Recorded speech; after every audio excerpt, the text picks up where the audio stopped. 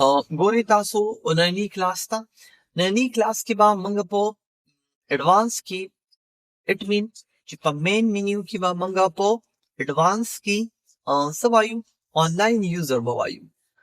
اوس د آنلاین یوزرز مطلب داسې دی چې چېرته کې ستاسو ډي وي آر ته ډي ایس ایل نیټ لاین لګېدلی وي او تاسو یو یوزر چې کوم دی دا ډي وي آر ریموټلی اکسس کوي نو دې دپاره موږ آنلاین یوزر اغستی شو. ٹھیک شو که نه؟ لکه پریویس کلاس کې چې به موږ آفلاین یوزر کریټ کول او هغې ته به مختلف ګرانټس چې کوم دي هغه اساین کوله. ٹھیک شو؟ هغه به په مختلف ګروپینګز کې چې ایډ کوله.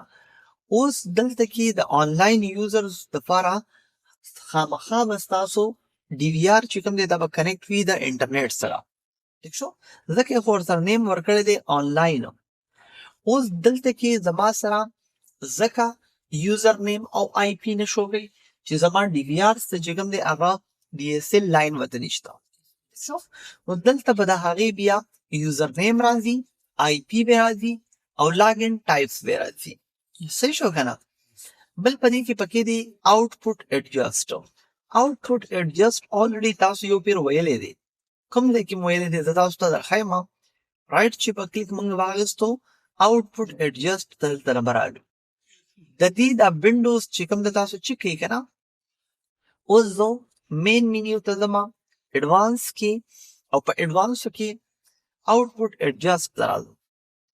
دې ځای کې سټوډنټس تاسو کدی شئ لکه فار ایگزامپل د ټاپ نه زه دا څه کول غواړم، د دې دا وینډوز زه ښکته راوسته غواړم یا لیفټ نه داسې ما څه وکړو دا سیټینګ چې کوم دی دا ما ګډوډ کړي لایک دی. دې ځای نه مې داسې بوتلو، دې نه مې داسې واخیستلو، دې نه مې داسې واخیستو، برایټنس مې داسې ګډوډ مې کړل. تاسو کدی شئ پوه شئ. اوس زه دا سیټینګ واپس ریسټور کوم نو دې دپاره تاسو دلته نه راشئ ریسټور ته. چېرته؟ ریسټور ته. او په ریسټور کې دلته لیکلی دی چې سلیکټ آل. نو زه سلیکټ آل لا اخلم ځکه چې ما په څه شي کې چینج کړی دی په ډسپلی کې. ٹھیک شو که نه؟ په دې فارمیټ کې په څه کې په بالکل نو اټ مین په ډسپلی کې راغی که نه. دلته کې ته څه کا اوکې کا دوباره سیټ شو که سیټ نه شو، کنسپټ کلیر شو که نه. یا دلته کې تاسو مین مینیو ته راشئ د سیټینګز نه او دې ځای نه د ډسپلی نه چې دی د دې ځای نه هم تاسو څه کولی شئ د هغې هغه سیټینګ کولی شئ. دلته دې باندې کنسپټ کلیر شو. اوس نیکسټ په دې کې پکې دی آټو مینټین. که چېرته کې تاسو خپل ډي وي آر چې کوم دی هغه کنیکټډ وي او هغه تاسو څه کوئ آټو مینټین یې ساتئ چې لکه لیټ سپوز یې اپګریډ کوئ نو دا آلموسټ یو شان کمانډ دی. آټو مینټین ته راشئ او زه یم چې آټو ریبوټ سیسټم زما ډي وي آر دی هره ورځ یا مطلب په یو سپیسیفک ډے باندې څه کېږي ریسټارټ کېږي. نو که تاسو په نیور باندې کېږدوئ نو نه به ریسټارټ کېږي. پوه شوئ که نه؟ آټو ډیلیټ اولډ فایلو اټ مین په دې کې چې کوم زاړه فایلونه پراته دي نو دا دې زما سره څه کېږي دا دې ډیلیټ کېږي اټومیټیکلی. نو موږ دلته کې نه دا ما هم دا مې هم نه ورکو او دا مې هم څه وکړو نه ورکو. پوه شوئ په دې باندې؟ ډېر ایزي دی. ښه اوس دلته کې نه راشئ بل په دې کې پکې دی ریسټور. نو په ریسټور کې داسې دی که تاسو پوره ډي وي آر ریسټور کوئ نو سلیکټ آل واخلئ او دلته کې نه اوکې کوئ. ډي وي آر چې کوم دی هغه زما سره ریسټور شو. خو که دلته نه زه راغلم او زه ورته یم نو په ډي وي آر کې ما ته خاص یو سپیسیفک سیټینګز چې کوم دی هغه ما ته ریسټور کول دي نو زه به بیا څه چل وکړم رایټ په کلیک واخلم مین مینیو ته به راشم ایډوانس ته به راشم او په ایډوانسو کې به دلته ریسټور ته راشم. لیټ سپوز ما سیټینګ کې څه کې کار کړی دی په نیټورک سیکشن کې ما کار کړی دی نو زه به نیټورک چیک آن کوم. یا فار ایگزامپل په الارم کې ما سیټینګ کړی زما ډي وي آر چې کوم دی بار بار الارمینګ کوي او اوس نه پوهېږم چې کوم ځای نه اف کړم. سو سمپل دا چیک آن کو اوکې کا دلته به ستا الارم سیټینګ واپس شي ریسټور به شي. کنسپټ کلیر شو؟ ګډ. نیکسټ په دې کې پکې دی اپګریډ. اپګریډ څه ته ویل کېږي لکه زه غواړم چې زه خپل ډي وي آر اپګریډ کوم. ٹھیک شو که نه؟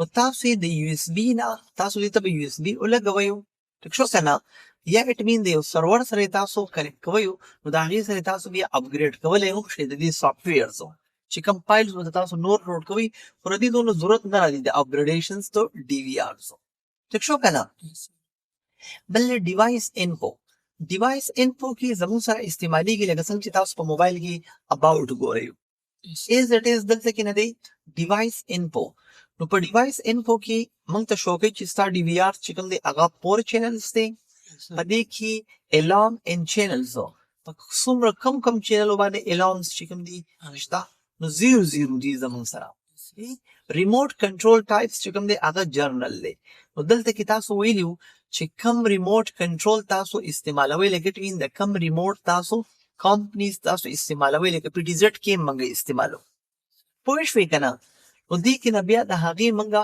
څه اخیستی شو د هغې کنټرول ټایپس منګه اخیستی شو چې ستا سره کوم قسم ریموټ دی د هغې فایلز نیمز دي خو دا نارملي په جرنل کې هم ټیک ټاک وي کار کوي ټیک شو که نه پیډ ټایپس دی زموږ سره لکه اټ مین تاسو کوم پیډ ټایپ استعمالوئ د ریموټ دا یادوي نو دا هم تاسو به ساتئ جرنل کې به ساتئ میکسیمم پلی بیک لارجو ستاسو سره به څو پلی بیک لکه څو کلیپونه موږ دوه اخیستلی دي غټ کلیپس به پکې څونه کیدی شي 2 میکسیمم لکه اټ مین دوه کلیپس به پکې لارج کیدی یا تاسو زیرو کولی هم شي د ټول به بیا څه کېږي زموږ سره لکه 1 یو شانتې به راځي زه به دې کې 5 اخلم ټیک شو که نه 2 اخلم یا 3 اخلی تاسو میکسیمم بیک لارجو 5 زموږ سره اخلي سر جی زه ټرای کوم 5 پی It's means sir زموږ سره DVR 4 چینلز ہے سر ها 4 چینلز سر ټیک شو دوه پکې میکسیمم دغه کېږي دا پرې کې پکې ډیفالټ پلی بیک لارجو ټیک شو نو اټ مین اولنی پلی بیکس چې کوم دی ډیفالټ چې کوم هغه د هغې سایز به څه وي لارج به وي زموږ سره نو د کم یوې کیمرې یې د 1 نمبر ټیک شو که نه انیبل آر اس 232 چې کوم دی دا د ډي وي آر نمبر دی او اټ مین چې دا زموږ سره د خپل ډي وي آر چې کوم دی دا به هم سپورټ کوي د دې فایلز او کیمز چې کوم دی هم به سپورټ کوي او که تاسو ورته د پی ټي زیډ کیم ولګوئ نو هغه به هم موږ سره سپورټ کوي صحیح شو که نه بل په دې کې پکې دی امپورټ یا ایکسپورټ اوس امپورټ ایکسپورټ چې کوم دی د بیک اپ دپاره استعمالیږي نو تاسو چې یو اس بي پین ډرایو ولګوئ نو د دې ځای نه ورته هم امپورټ او ایکسپورټ کولی شي چې ډیوایس ولګوئ او دا امپورټ او ایکسپورټ چې کوم دی تاسو ته ما طریقه در ښودلې وه چې دا تاسو په ریکارډ کې د بیک اپ نه هم کولی شئ او دا امپورټ او ایکسپورټ تاسو په پلی بیک کې